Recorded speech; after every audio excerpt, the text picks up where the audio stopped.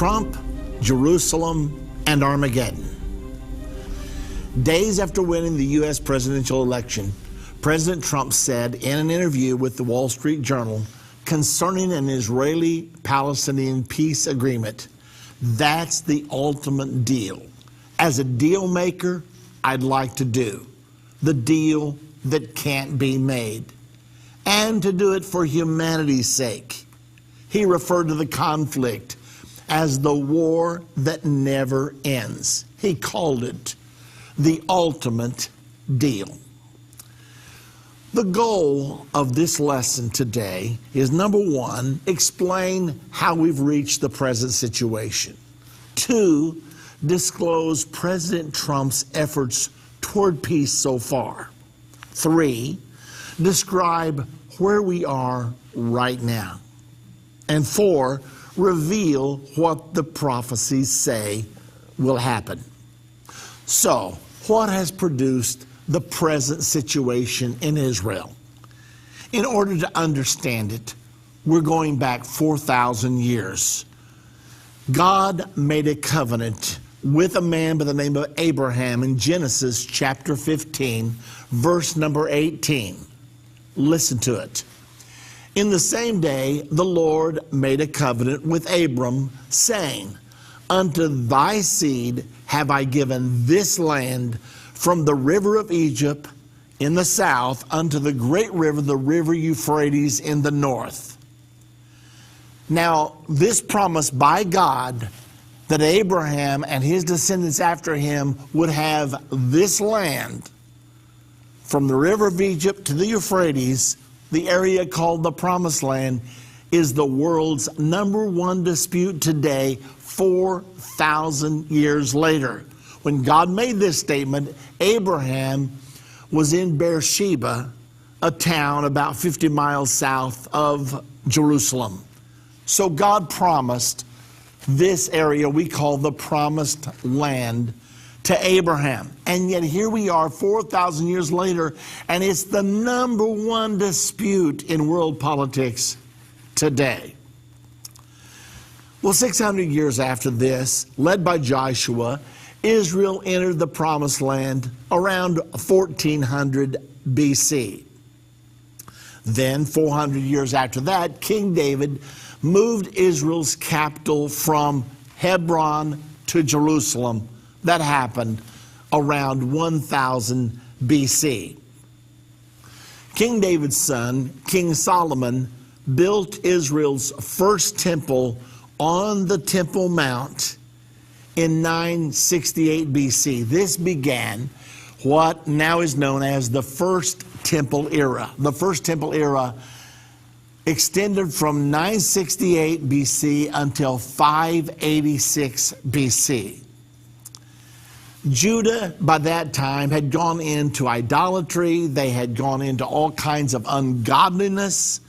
Because of this, God sent Jeremiah the prophet to tell them, because of your iniquity, you're going to be carried away into captivity, into Babylon.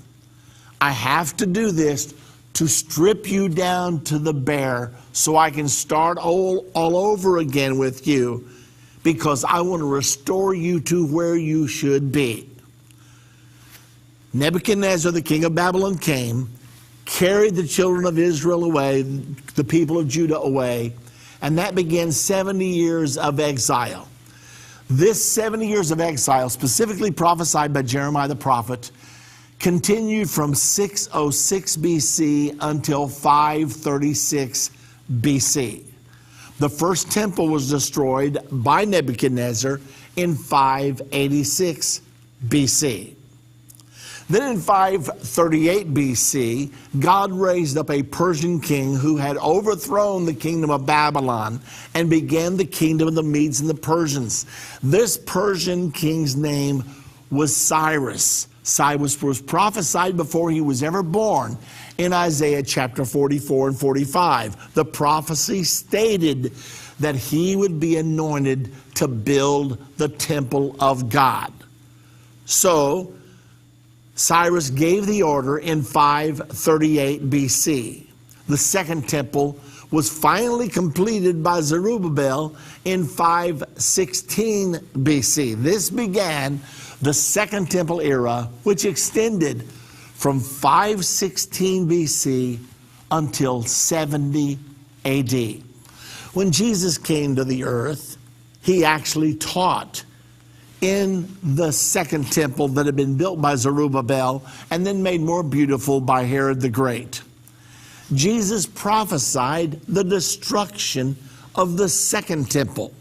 The prophecy is found in Matthew 24, verse 1 through 2. And Jesus went out and departed from the temple, and his disciples came to him for to show him the buildings of the temple. The Jews were very proud of their temple, and so they wanted to show Jesus, look at what Herod the Great has done. He's made this much larger, much more beautiful, until it's been known as the most beautiful building in the entire world.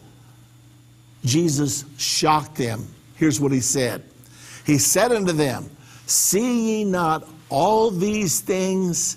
Verily I say unto you, there shall not be left here one stone upon another that shall not be thrown down.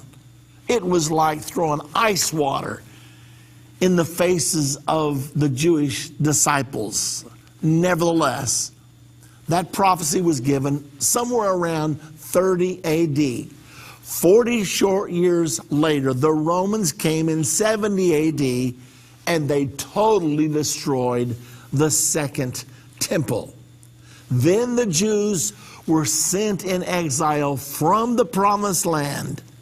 They remained in exile from 70 AD until 1948. I'm talking about 1,878 years. What was the horrible transgression that the Jewish people did in order to deserve this kind of exile? Well, their Messiah came to them, and he was more than the Messiah. He was God manifest in the flesh. He came to them as their Savior, and they rejected him. When the God that they claimed to love and serve came to them, he didn't resemble the God they had created in their own mind. And so they hated him. They crucified him. That started the exile from 70 AD until 1948 AD. Now, toward the beginning of the 20th century, the desire to return to their promised land stirred in the hearts of the Jewish people. I mean, for all this time, almost 2,000 years, they had been sifted through the nations from one nation to the other, Europe and around the world. Now they yearned to go home. Then came World War I. It was the worst war ever. There'd never been a war with 1 million fatalities till that time. But when this war hit in 1914, 8.2 million were killed. They called it the Great War. So things are getting worse in the world. And the Jews yearned to have a place they could call their own because they had been persecuted so many times. Many different Jewish leaders made their way to other leaders around the world, urging them to help create a homeland for the Jewish people. The British Empire in particular, which came out of World War I as the most powerful force in the world, there were Jewish people going to the British Empire and saying, please, set aside, now in the chaos of World War I, the Ottoman Empire has been defeated. The Ottoman Empire had ruled the area called Palestine, which contained the Holy Land. They had ruled it for the last 400 years. Now the Turks are defeated. The Ottoman Empire is vanquished. And now the British have control of the area called Palestine. So Jewish leaders went to the British government and said, please set aside an area for a Jewish homeland. This resulted in 1917 in what's called the Balfour Declaration. Here's what the Balfour Declaration said. His Majesty's government views with favor the establishment in Palestine of a national home for the Jewish people, and will use its best endeavors to facilitate the achievement of this object. Foreign Minister James Arthur Balfour sent that to Lord Walter Rothschild on November the 2nd of 1917. The Jewish people were ecstatic. Now, just 3 years after this, in 1920, the League of Nations got together and created the British Mandate. They mandated that Britain would be over the administration of the area of Palestine. And it was at this time in 1920 that the Balfour Declaration was adopted as international law by the newly created League of Nations. Well, just 20 years later, Adolf Hitler and the Nazis launched World War II against the world. During that time, 6 million Jews were marched off to concentration camps and put to a horrible death in the gas chambers of Nazi Germany and the concentration camps established. After World War II was over, the Jews said, "This is enough. We are going home." Here you can see a picture of the ship called Exodus. Wealthy Jews around the world bought ships and began to transport Jews out of Europe, out of Asia, and take them back to the Promised Land. The Jewish people were seized with a desire. We have to have a place of our own. We've just come through this horrible persecution, 6 million dead at the hands of Adolf Hitler. Never again. We are going home. So they piled in ships. They sailed through the night. They would ram their ships up against the shores of the Promised Land. The Jews would spill over the side, sometimes being met with Arabs that would try to kill them. Even the British would try to resist them coming, and yet come they did.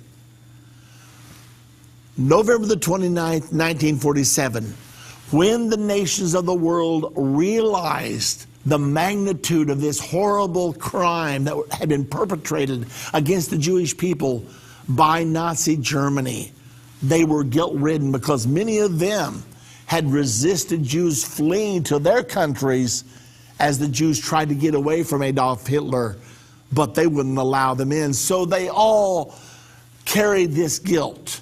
On November the 29th of 1947, the United Nations, just 2 years old itself, voted to partition the territory of Palestine, the British Mandate.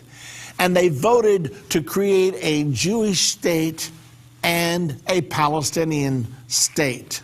This partition plan called for Jerusalem to be an international city under UN control, giving it neither to the Jews nor to the Arabs. Now, this resolution was non-binding since it was proposed by the UN General Assembly. Binding decisions have to be made by the UN Security Council.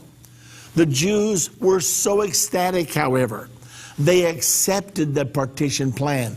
But the Arabs said, "We want nothing to do with this."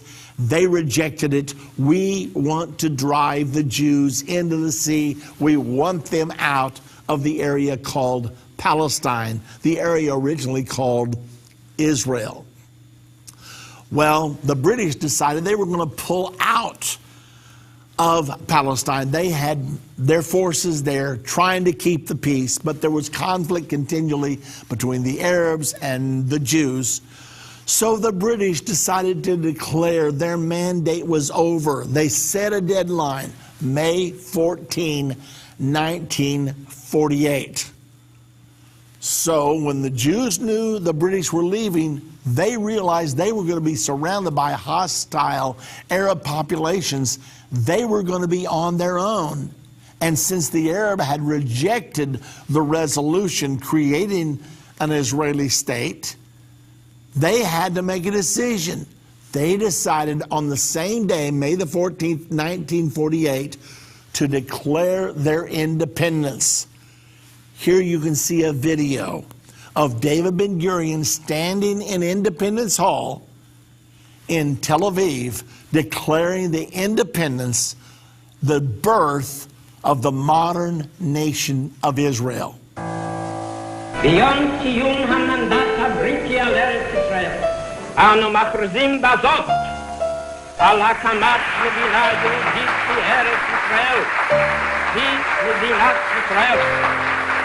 ברוך אתה אדוני אלוהינו מלך העולם, שהחיינו וקיימנו והגיענו לזמן הזה. Then on May the 15th, 1948, after this Declaration of Independence, 5 Arab states launched war against Israel. Egypt in the south, Jordan in the east, Syria in the northeast, Lebanon in the north, and Iraq on the east side of Jordan. They all came over to try to snuff out the newborn nation of Israel before it could even catch its breath. Israel at that time had a population of only 600,000. They were surrounded by 42 million hostile Arabs. It looked like the nation would not last. However, miraculously, Israel not only survived, but actually gained more territory, not a lot more, but more territory than had originally been allocated by the UN General Assembly on November the 29th of 1947. Now, once they declared their independence, all these nations came pouring across their borders against Israel. Jordan came across the Jordan River, and they illegally occupied what's called Judea, Samaria, referred to today by the media as the West Bank. They occupied this from 1948 to 1967. It did not belong to Jordan. They had illegally come and grabbed it as part of the War of Independence.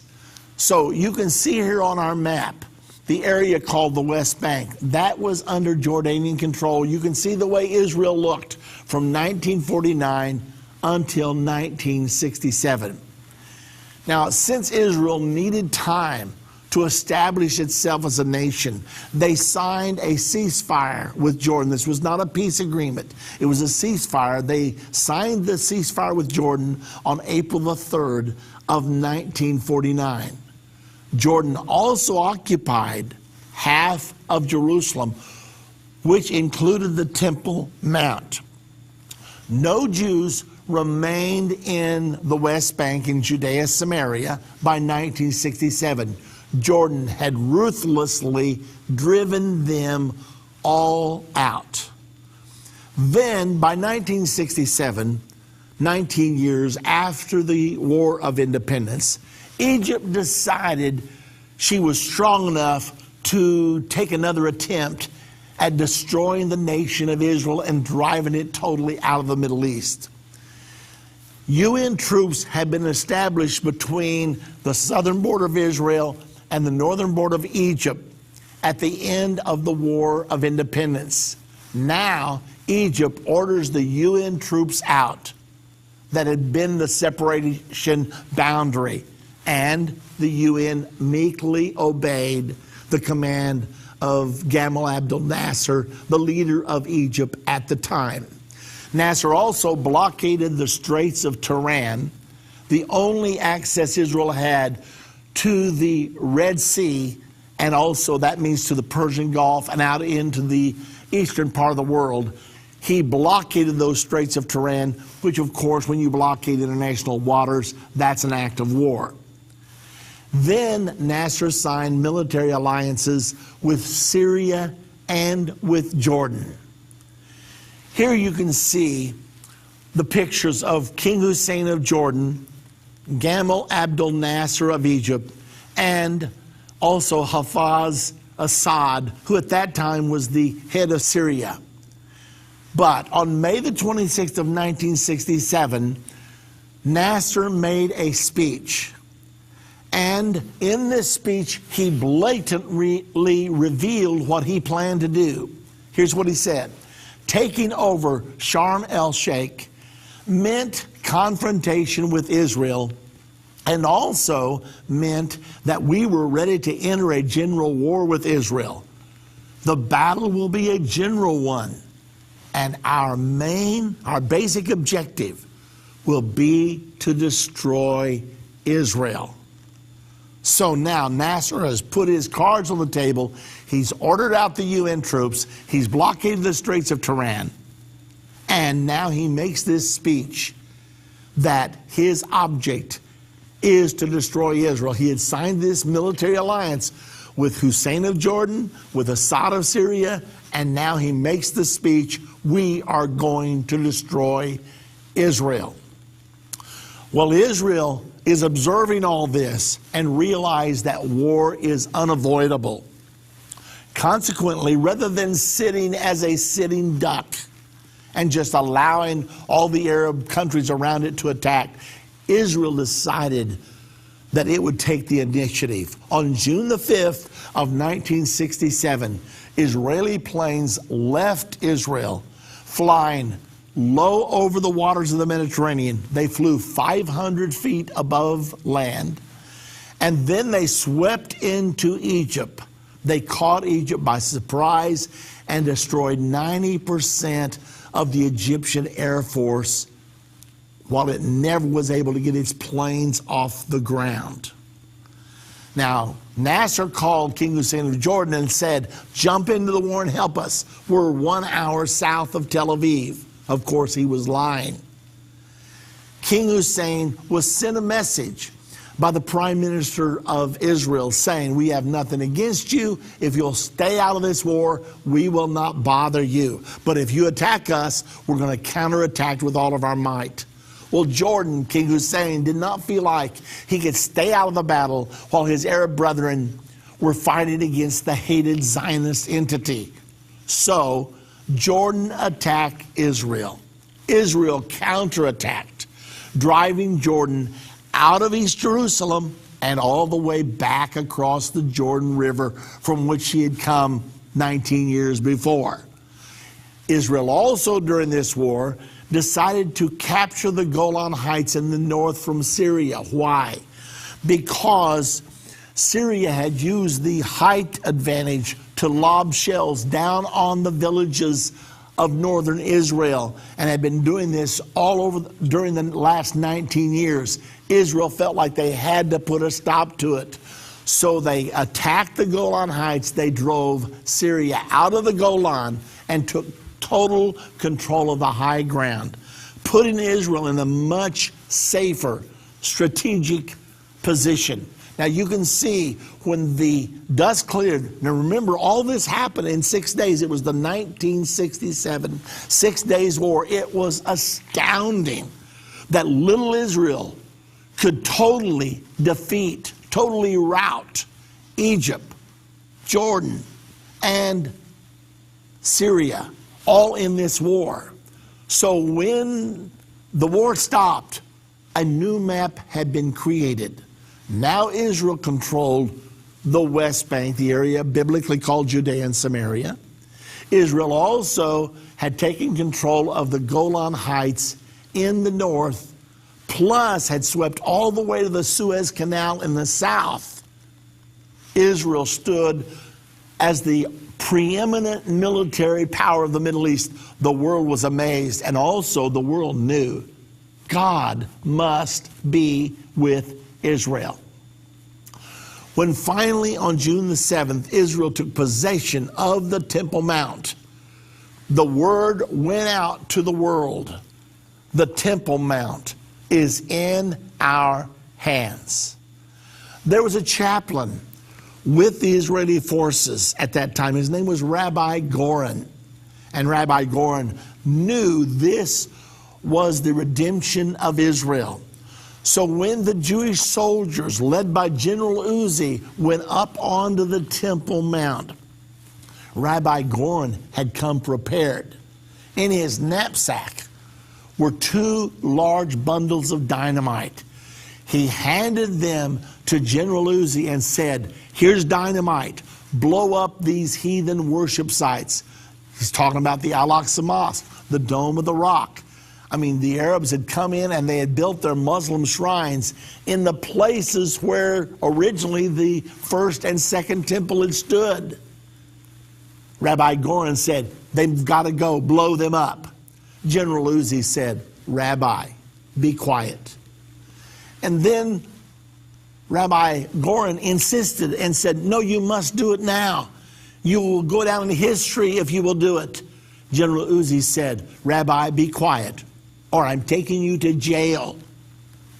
Rabbi Goren bowed his head and walked away sadly. He knew something terrible had just taken place.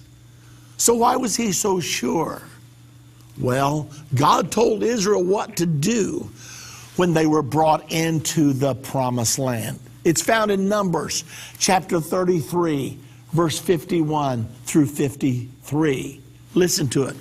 Speak unto the children of Israel and say unto them, when you are passed over Jordan into Canaan, then you shall drive out all the inhabitants of the land from before you and destroy all their pictures and destroy all their molten images and quite pluck down all their high places. The Temple Mount was a high place. And you shall dispossess the inhabitants of the land and dwell therein, for I have given you the land to possess it. Let's pause there just a moment. Go back 4,000 years. God told Abraham, Genesis chapter 15, verse 18, this land is to be yours and your descendants after you forever. So when I bring you back here, you are to utterly drive out the inhabitants of the land. I've given it to you to possess it. So you are to destroy their images, their idols, you destroy their pictures, and any places of worship they have built on the high places.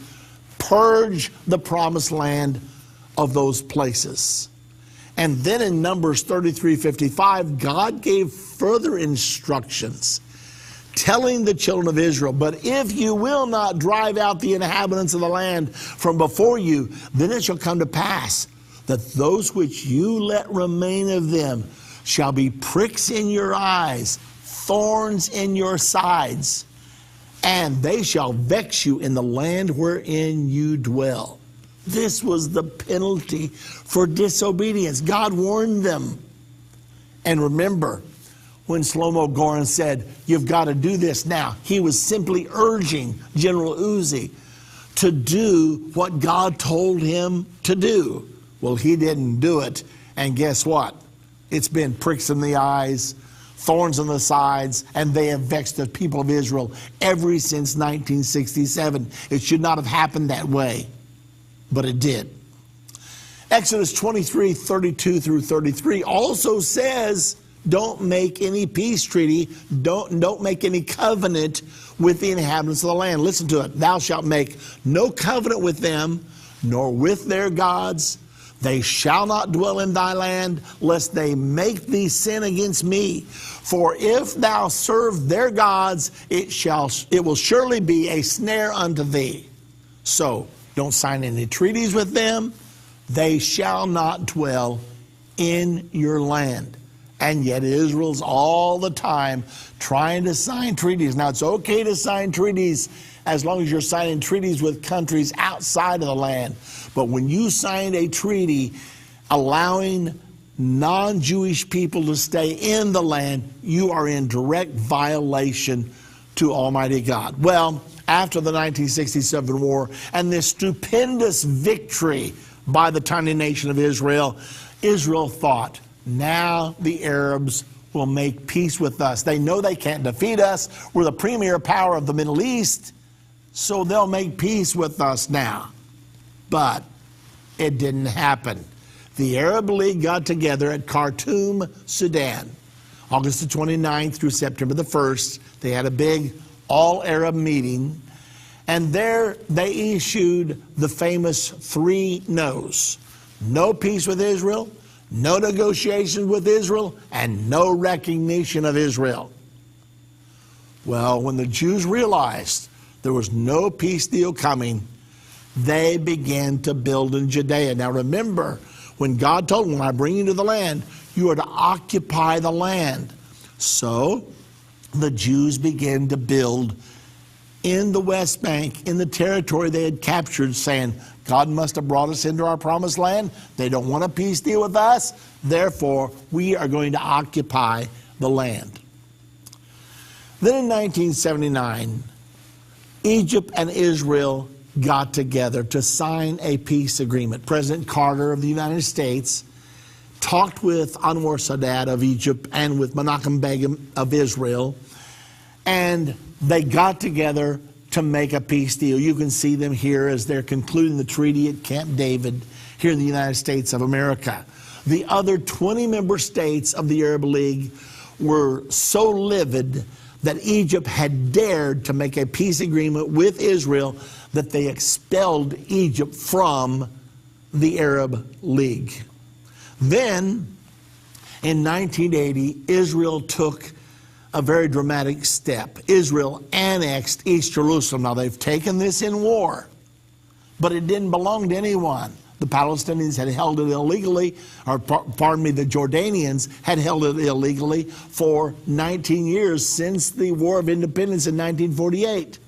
Now Israel takes Jerusalem and now annexes East Jerusalem, putting all of Jerusalem together. They declared Jerusalem to be Israel's eternal, undivided capital.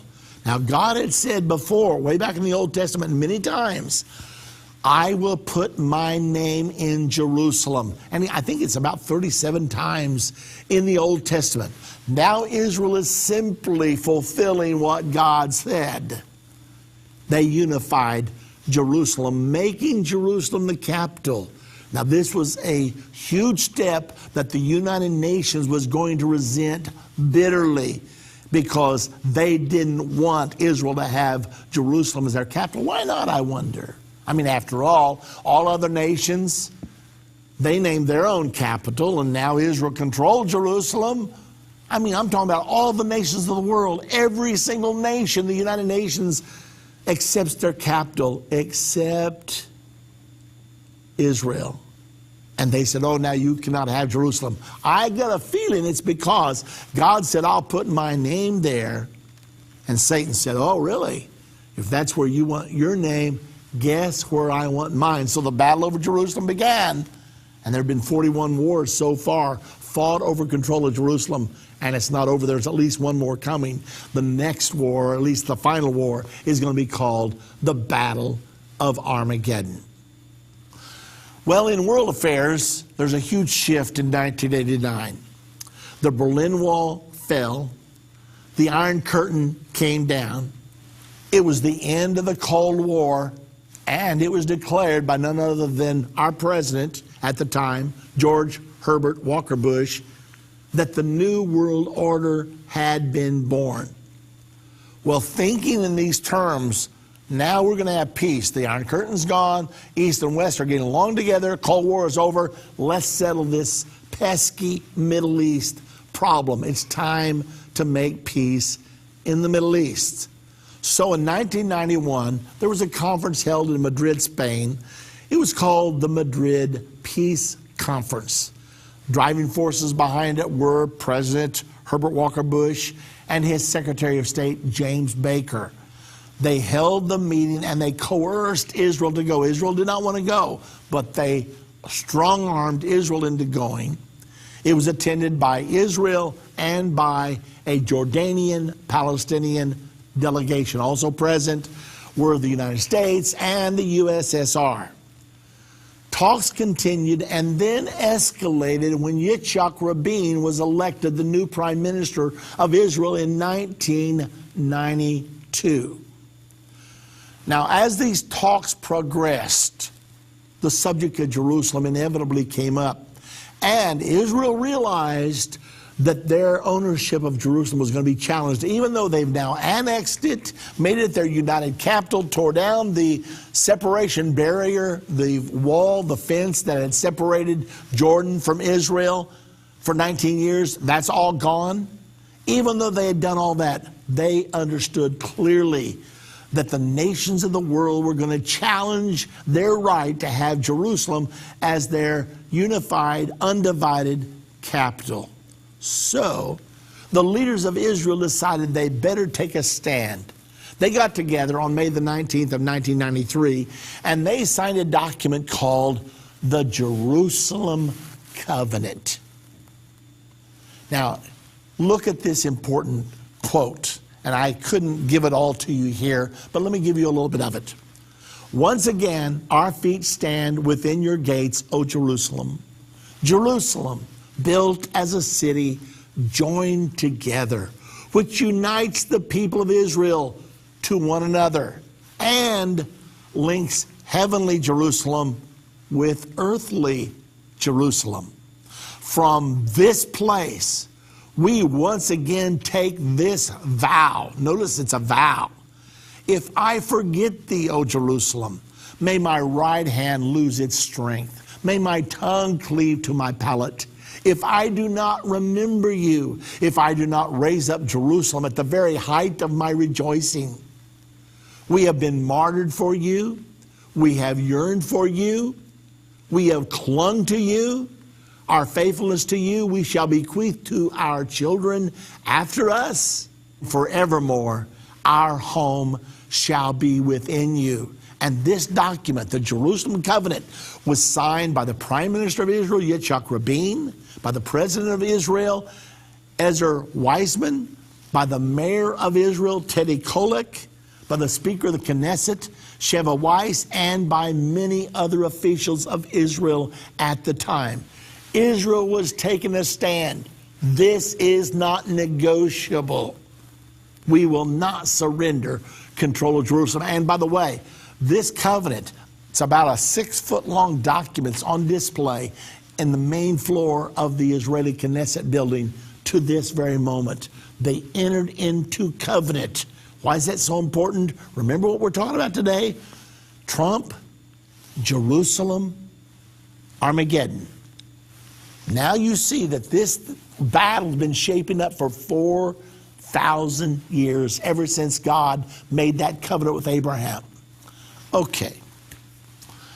So on September the 9th of 1993, the Oslo Peace Accords were struck. Arafat, Rabin, and President Clinton, together on the White House lawn, agreed to the Oslo Peace Accords. They set in place a peace process that they hoped would settle all the problems. Then, in 1994, since peace was in process, King Hussein of Jordan moved to make peace with Israel, and they signed the peace accord in 1994. However, the dispute over Jerusalem was still simmering in international politics. Because of that, the U.S. Senate and the U.S. House of Representatives passed a document called the Jerusalem Embassy Act of 1995. So it happened on October the 23rd of 1995. The U.S. Congress passed the Jerusalem Embassy Act, and this law required the moving of the U.S. Embassy in Israel from Tel Aviv to Jerusalem by May the 31st of 1999. Now let's pause there. What had happened was, when Israel had declared Jerusalem its unified eternal capital back in 1980, the United Nations passed a resolution stating that no one should put their embassies in Jerusalem, that the status of Jerusalem had to be left for final status talks. So the UN rejected, once again, Israel's control over the city of Jerusalem. Now, I would remind you that Jerusalem has never been the capital of any other city throughout history, but it's been the capital of Israel for 3,000 years. And even though all of the nations get to name their capital, the UN recognizes it, this one little nation, Israel, the UN says, oh no, you cannot have Jerusalem for your capital, because it's the place where God chose to put his name, and Satan does not want it to be the heart and the soul of the Jewish people. Okay, so the act, the Jerusalem Embassy Act, called for Jerusalem to remain an undivided city. Notice that. It's in our laws. It's a U.S. law. And for it to be recognized as the capital of the state of Israel. If the U.S. president believed this action would endanger national security, they built in an out clause. He could sign a waiver delaying the move for 6 months until things died down in the world. The law was adopted by the Senate 93-5 and the House 374-37. It was passed overwhelmingly in both houses of Congress. Now, Presidents Clinton, Bush, and Obama verbally said Jerusalem was Israel's capital and should remain united. Clinton and Bush specifically promised to move the embassy to Jerusalem. But they all broke their promise. They all disobeyed the Jerusalem Embassy Act. And so from 1995, for the next 22 years, the presidents used the excuse of endangering national security, signing the waiver every 6 months. 44 times they've had to do it. Every 6 months, they signed the waiver. Oh, I can't do this right now. It would endanger national security. Of course, that wasn't even true. The true reason was fear of offending the Arabs and the United Nations. Let's look now at what President Trump is doing to reach peace in the Middle East. He already had said the ultimate deal would be to bring about a peace agreement. And he also promised to move the embassy, speaking before IPAC, which is the American-Israeli Public Affairs Committee, on March the 21st, 2016, candidate Donald Trump stated emphatically, "We will move the American embassy to the eternal capital of the Jewish people, Jerusalem." Many presidents promised and then broke their promises. So people wondered, will he really? Well, he was elected president, to everyone's shock. And President Obama had not said anything about Jerusalem as long as the campaign was in progress, because he was afraid he would tilt the campaign in the favor of Donald Trump instead of for Hillary Clinton. But once Hillary lost the election, Obama now could do what he wanted to do. Even though he's a lame duck president, he still has power. He doesn't leave office until January the 20th of 2017. So the rumors begin to fly that Obama was going to allow, and not only allow, but promote a resolution at the UN that would declare Israel's presence in Jerusalem as illegal. It happened on December the 23rd of 2016. It was UN Resolution 2334. So President Obama's true feelings toward Israel were now publicly displayed for all the world to see. He had not gotten along with Israel, and he and Netanyahu had a very bitter relationship, but they kept it under wraps because that's a very unpopular thing for an American president to do, because Americans love Israel. Now then, Obama doesn't care. He's out of office. The Democrats have lost the election. So now he's going to do what he wants to do. On December the 23rd, 2016, the UN passed Resolution 2334, which stated that Israel's presence in the territories liberated from Jordanian occupation during the 1967 Six-Day War, including East Jerusalem, was a flagrant violation of international law.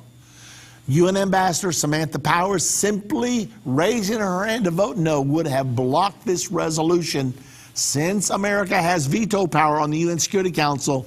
But President Obama had ordered Powers to abstain, allowing the resolution to become international law.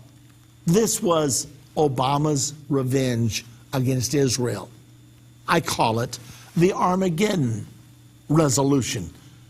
This one act of infamy officially placed Israel in violation of international law because of her annexation of East Jerusalem in 1980, declaring United Jerusalem her eternal undivided capital. On December 23, 2016, President Obama sowed the seeds for the Battle of Armageddon, when the Bible prophesies that all nations will gather against Jerusalem to battle. Zechariah 14:2 talks about the Battle of Armageddon and specifically says, all nations. How could that happen? The United Nations represent all the nations of the world. All nations will come against Jerusalem to battle. They now have the legal basis for doing it. Resolution 2334. It's been passed by the world government body. Now Israel is in violation of that resolution. And it could be enforced by UN forces. And it will be, but not now. It's going to be a while. Now the incoming Trump administration, knowing what was afoot, attempted to block Resolution 2334. They talked to other members of the UN Security Council trying to get them to veto, but they were unsuccessful. So now the inauguration takes place on January the 20th of 2017. What's President Trump going to do toward the Middle East? He didn't wait. He said that's going to be his number one goal. He immediately appointed his son-in-law, Jared Kushner, and his most trusted assistant, Jason Greenblatt. Jason Greenblatt had been his personal attorney for 20 years.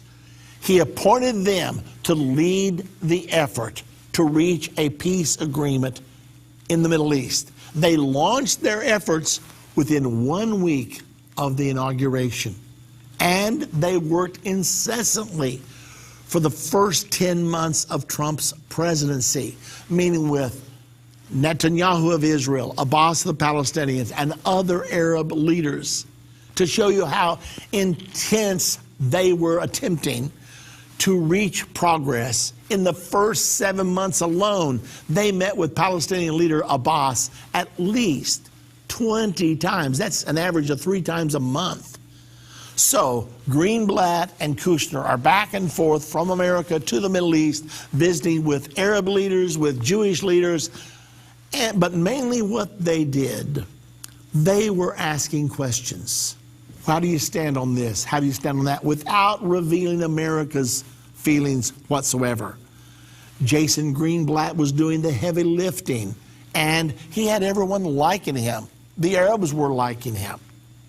Well, as things went, President Trump began to himself meet with Middle East leaders. 10 days after his inauguration, on January the 30th, he met with Jordan's King Abdullah II, because Jordan has a very great amount of influence when it comes to the Middle East. Then on February the 15th, Israeli Prime Minister Netanyahu visited the White House. Then on March the 14th, Saudi Deputy Crown Prince Salman was in Washington, D.C.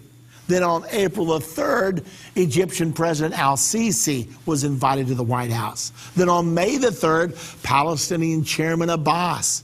Do you get the picture? Trump is putting this on the front burner, trying to get a peace deal done, just like he said. He said it would be the ultimate deal. And he prides himself in making difficult deals. Well, while Jason Greenblatt is making friends with all the Arabs, they liked him so much that they invited him to attend their annual Arab League meeting held on the Jordanian side of the Dead Sea. He was the highest American official ever allowed to attend. Then, when President Trump decided to take his first overseas visit, where did he go? He went to Saudi Arabia, May the 21st. Then, after leaving Saudi Arabia, where he was very well received, he also went to Israel and visited Mahmoud Abbas in the Palestinian territories. While in Saudi Arabia, he spoke to 50 Arab leaders there. He received a royal welcome. They all loved him, and he told them, you can stop international terrorism. You have the power. You're Arab leaders. And they all came to his side. Furthermore, all of them are afraid of Iran because Iran is Shia Muslim. They were all Sunni Muslims. Now they're looking for a protector because Iran has Russia, Iran has Iraq, but they really had no one. Plus, Iran is moving toward nuclear weapons. And here Saudi Arabia is going to be left out there with Jordan and Israel. They really do not have the power to defend themselves. But if they could form an alliance with America and Israel, now they would have tremendous military power on their side. So all this was being said behind closed doors. President Trump left Saudi Arabia and he flew directly to Israel. This had never been allowed before because Saudi Arabia did not recognize Israel's right to exist. But nobody said a word because now then they were on President Trump's side. June the 1st came and it's time to move the embassy. You remember every 6 months it has to be done? And everybody was saying, okay, he promised he would do it. He prides himself on keeping his promises. Will he? Well, June the 1st came, and 3 or 4 days later, it's announced that Trump is going to delay moving the embassy to Jerusalem. Everybody said, just like all the other politicians. But the White House said the embassy would be moved as part of the anticipated Palestinian-Israeli peace agreement that Trump and his staff was working on. Well, this alarmed the U.S. government.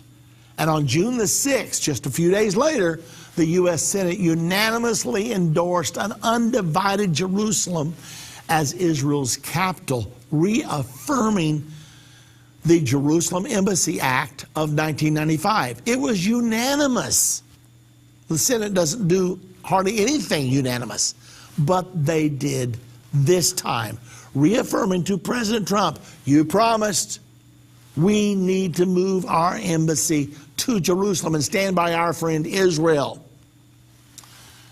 Now, in addition to that, Donald Trump could read polls. He's really good at reading polls. And a poll was taken in Israel which indicated that 87% of Israelis prefer United Jerusalem over a peace agreement. When asked whether they would reconsider their position if they knew that without a partition of the old city, sharing it with the Arabs, with the Palestinians, no final status agreement would ever be possible, 87% said that consideration would not alter their opinion. They said, we're not willing to surrender Jerusalem for anything. We have entered into a covenant. This is our eternal, undivided capital. All at the same time, every embassy of every nation in the world is up in Tel Aviv because that's what the UN told them to do, including America's. Nobody has their embassy in Jerusalem, even though the Knesset, which is their parliament, is in Jerusalem. The prime minister lives in Jerusalem. The Supreme Court is in Jerusalem. All the governmental offices are in Jerusalem. But it's like they're playing a game. It's like the emperor with no clothes on. Oh, no, your capital is Tel Aviv. That's what was going on in the world. And all the time, the Senate is saying, we are endorsing Jerusalem as the capital, the undivided capital of the nation of Israel. Okay. Well, in the meantime, Jason Greenblatt is still out here doing his work. And on August the 29th of 2017, Mahmoud Abbas, the head of the Palestinians, asked Greenblatt and the United States to present a Middle East peace plan. He said, look, we've discussed everything. You know where we stand. You know where Israel stands. You're the only power on earth that can break the tie. We're asking you to present a Middle East peace plan so that both sides can either accept it or reject it. Donald Trump requested 3 to 4 months to finalize such a plan, promising to present it. Then, on September the 18th through the 20th, Trump continues to work on the Middle East peace plan because when they all gather in New York for the UN General Assembly, that's an excellent time to get together without anybody having to do extra travel. So on side meetings, Trump met with Netanyahu, he met with Abbas, he met with King Abdullah II, he met with Egyptian President al-Sisi during the UN General Assembly. Now, Trump went ahead in response to Abbas. He promised a peace deal. He asked Abbas to give him time to produce a deal. Netanyahu went to his cabinet and told the Israeli cabinet members that Trump was preparing a peace deal. So the anticipation was building. Are we on the brink? Okay. So that brings us to now. Where are we right now?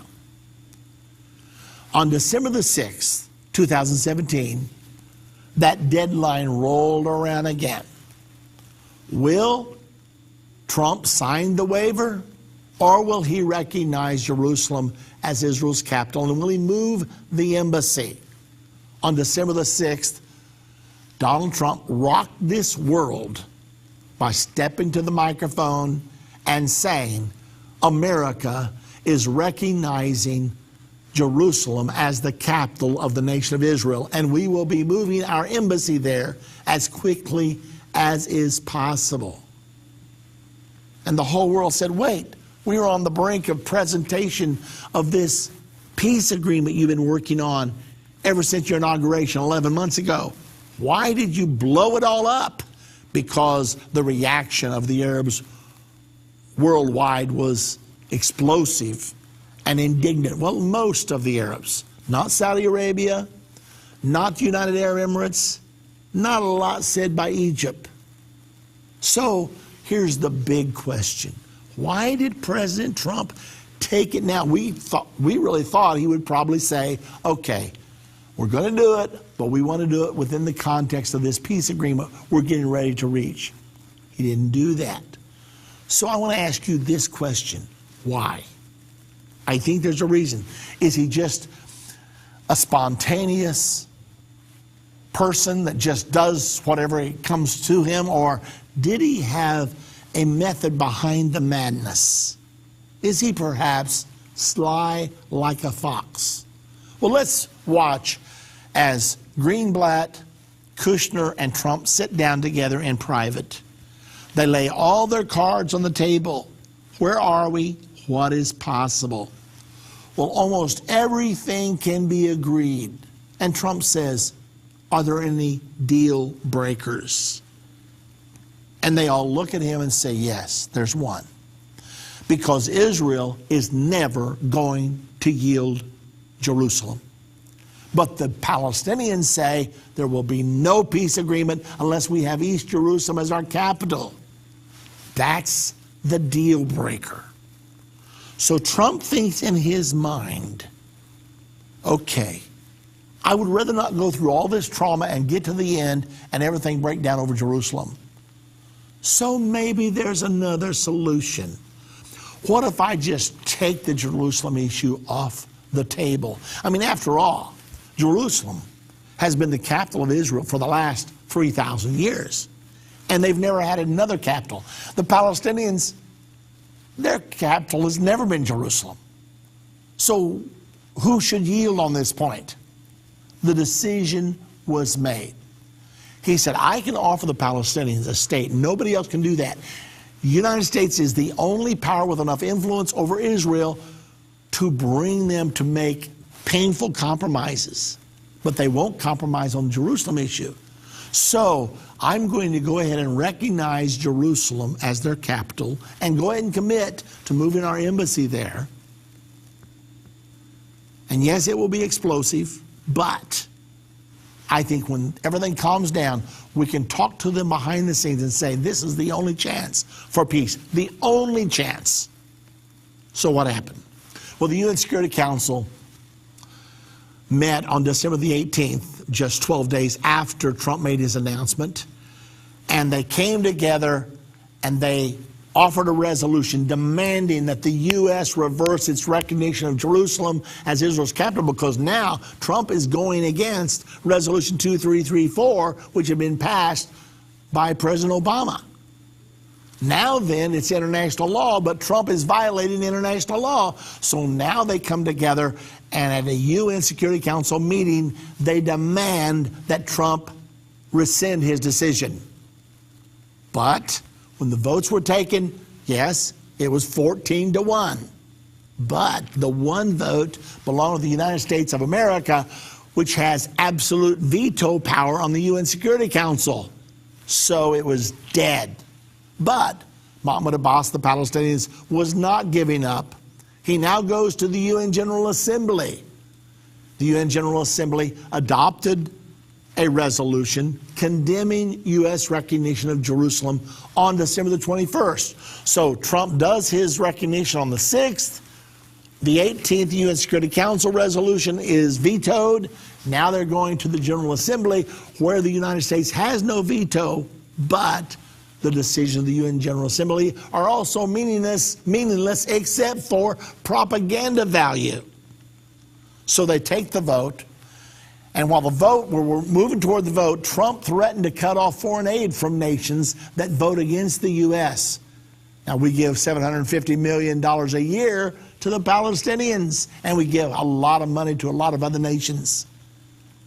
But when the vote was taken, 128 nations voted for the resolution against Israel U.S. moving its embassy to Jerusalem, and only 9 voted against. It was Israel, the United States, and it was many other small nations such as Micronesia, Marshall Islands, but no nations of significance. There were 35 nations that abstained from voting, and then there were 21 that just managed to be absent that day. So a total of 65 nations did not vote for it, but 128 nations did. This action is meaningless, except for propaganda value. Then Mahmoud Abbas said the U.S. can no longer lead Middle East peace efforts.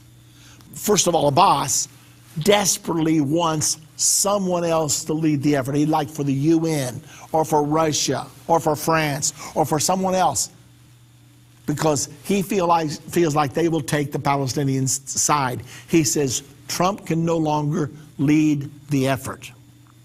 Now, Putin had offered to host peace talks about a year before that, and Mahmoud Abbas would probably like to see that.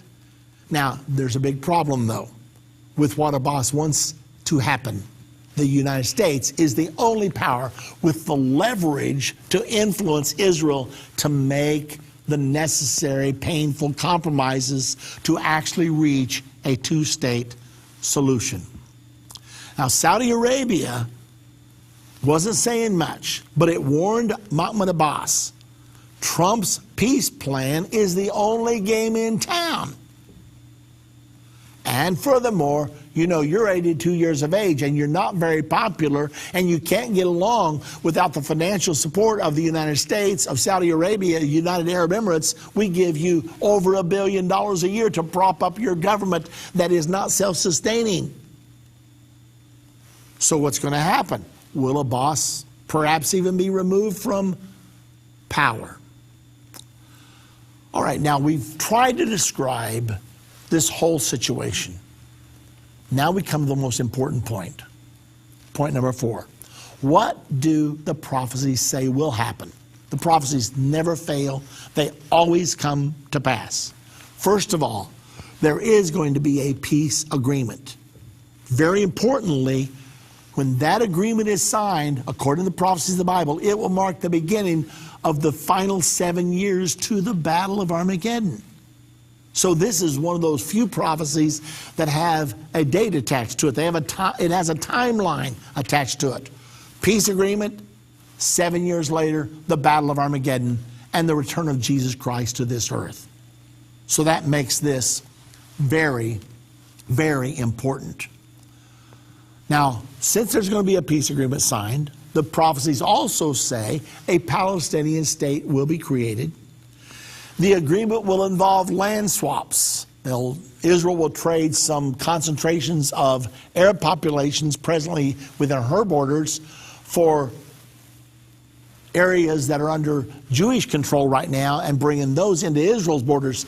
There will be land swaps. Both sides have endorsed land swaps in past negotiations. Settlers who presently live in the area that will become the new Palestinian state will be allowed to stay there as a Jewish minority. The reasoning will be, well, there's 1.6 million Arabs living within Israel. Why can't we have 300,000 or 400,000 Jews living in the Palestinian state? That's going to happen. Furthermore, they've got to deal with the Temple Mount, because the Jews are not going to ever be satisfied until they can pray up there in the place where God said, I will put my name there. It was the location of their first temple, their second temple, and they will never settle until they're able to worship there. So how do you solve this problem? According to the Bible, Revelation 11, verse 1 and 2, the Temple Mount is going to be placed under a sharing arrangement so that the Jewish temple can be built on the Jewish portion of the Temple Mount without disturbing the Dome of the Rock and the Al-Aqsa Mosque. It's going to be the big compromise. Furthermore, the Bible teaches that the third temple will be built on the Temple Mount. Now, what else do we know? We know this agreement is going to be an interim agreement, not a permanent agreement. Why is it going to be an interim agreement?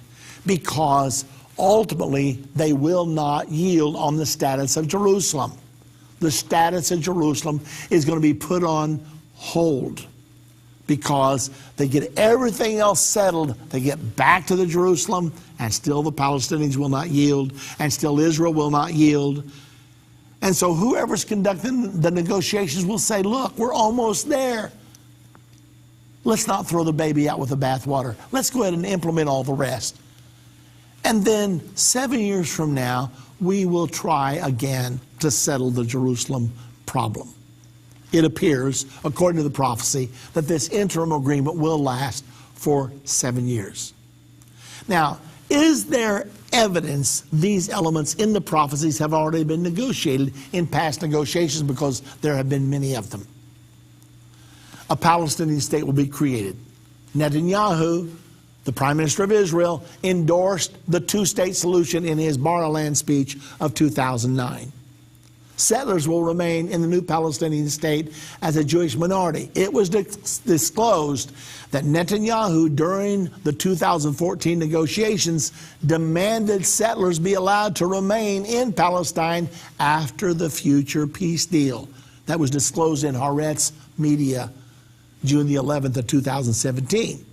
The Temple Mount will be shared. Former President Bill Clinton proposed place in the Temple Mount under a sharing arrangement way back in the year 2000 when he was negotiating with Ehud Barak and Yasser Arafat at Camp David. Jews will never sign an agreement permanently banishing them from the Temple Mount. So it's going to be shared.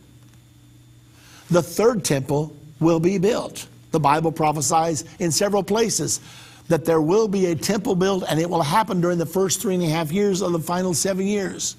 So there's going to be the Jewish temple built on the Temple Mount, and they are getting ready. All the furniture, all the utensils for the temple have now been completed. Here you can see the candelabra. That stands 6 feet high. You can see the altar of incense, the table of shewbread. Those are the 3 pieces of furniture that go in the holy place. And then they now have created, as of November of 2013, a new Ark of the Covenant, which they say they will use until they find the original.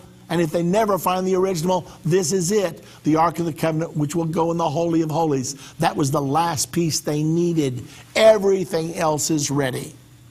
Well, they do have one problem.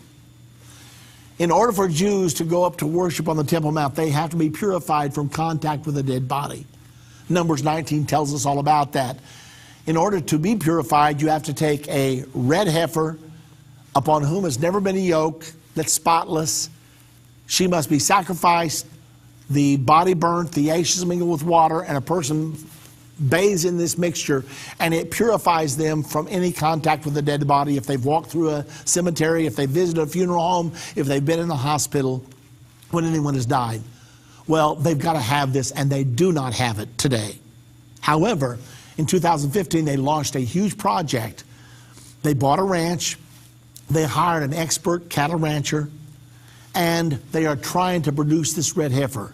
There are 5 red Angus cows that are currently carrying calves that will be born in 2018.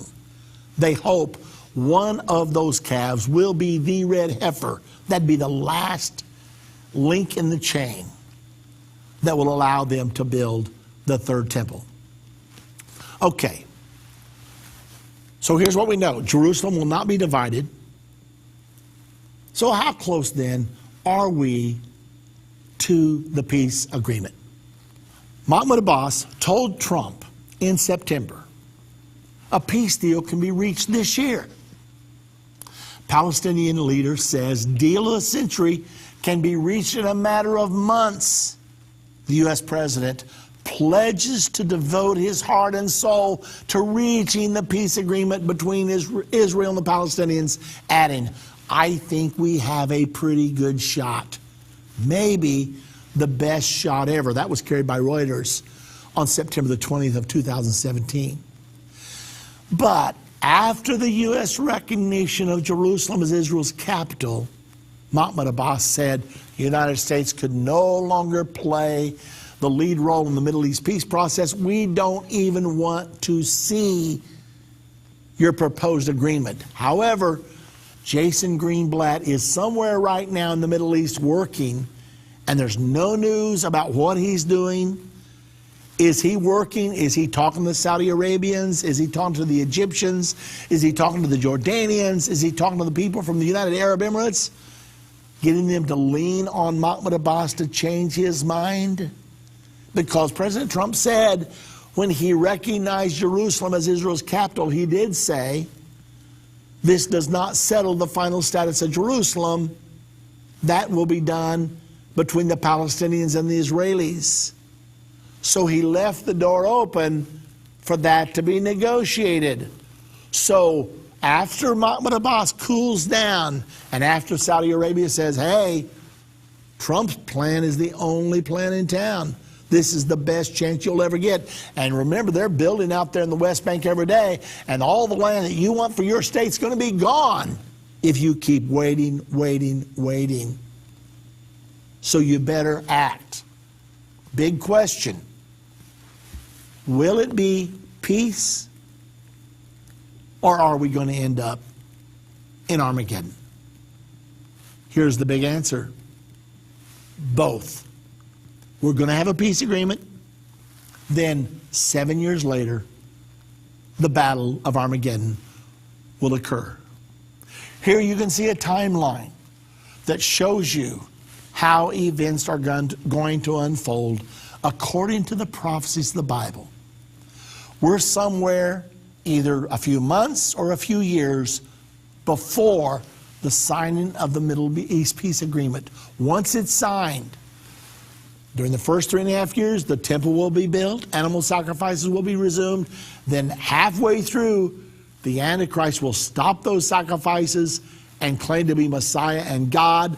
That launches the Great Tribulation, and then everything will continue, finally culminating in the invasion of Israel by the United Nations to force Israel to divide Jerusalem. So now you see the big picture. This is going to happen. It's all specifically prophesied in the Bible. Now you see the big picture of Trump, Jerusalem,